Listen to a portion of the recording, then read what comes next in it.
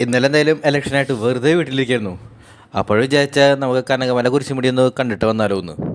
Kodakara centre കഴിഞ്ഞ് പോയിട്ട് അടുത്ത ലെഫ്റ്റ് എടുത്ത് ഉള്ളിലേക്ക് പോകുമ്പോൾ ഒരു 3 കിലോമീറ്റർ കഴിയുമ്പോൾ നമുക്ക് നമ്മുടെ സ്ഥലം കാണാം. സമുദ്രനിരപ്പിൽ നിന്നും 1000 അടി ഉയരത്തിലാണ് നമ്മുടെ ഈ മല സ്ഥിതി ചെയ്യണത്. നമുക്ക് ട്രക്കിംഗ് സ്റ്റാർട്ട് ചെയ്യുമ്പോൾ അതിൻ്റെ സൈഡിൽ ഇതുപോലത്തെ മരക്കമ്പുകൾ കാണാം.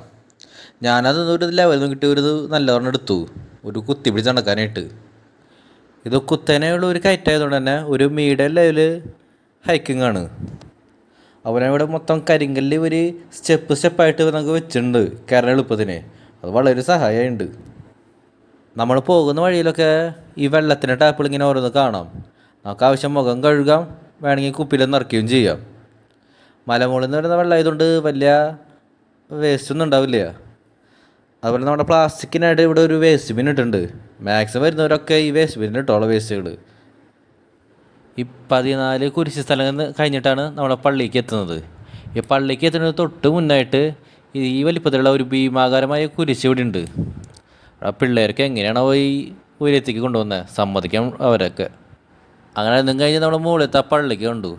വരുന്നൊരു മാക്സിമം കാലത്ത് 8 മണിക്ക് മുന്നേ തന്നെ എത്തിക്കോളോ. 8 മണി കഴിഞ്ഞാൽ ഇവിടുത്തെ കപ്പേര് ഇതും പൂട്ടിയിട്ട് താഴേക്ക് ഇറങ്ങും. പിന്നെ അവ കാണണമെങ്കിൽ വൈകിട്ട് വീണ്ടും വരേണ്ടി വരും. ഇതാണ് നമ്മുടെ പള്ളിയുടെ അവിടെ നല്ല നല്ലൊരു വ്യൂ. വലിയ കാറ്റൊന്നും ഇല്ലാത്തതുകൊണ്ട് നമുക്ക് അത്യാവശ്യം കുറച്ച് നേരമൊക്കെ ഇവിടെ ഇരിക്കാം. ഇനി ഇതിനേക്കാൾ അഡ്വഞ്ചർ വേണമെന്ന് വെച്ചാൽ ഈ പള്ളിയുടെ ബാക്കിലൂടെ കുറച്ചുകൂടി മുമ്പോട്ട് പോകാനുള്ള ഒരു ഗ്യാപ്പ് ഉണ്ട്. പക്ഷേ വലിയ സൈഡൊന്നും ഇല്ല. ഒരു ഒറ്റക്കാല് പതുങ്ങി പോകണം. സ്വന്തം റിസ്ക് സ്വന്തം ലൈഫ് എടുത്തിട്ട് പോവുക. അല്ലെങ്കിൽ പിന്നെ അറിയാലോ, വാടിയിൽ നിന്ന് വാരിക്കൂട്ടി എടുക്കേണ്ടി വരും.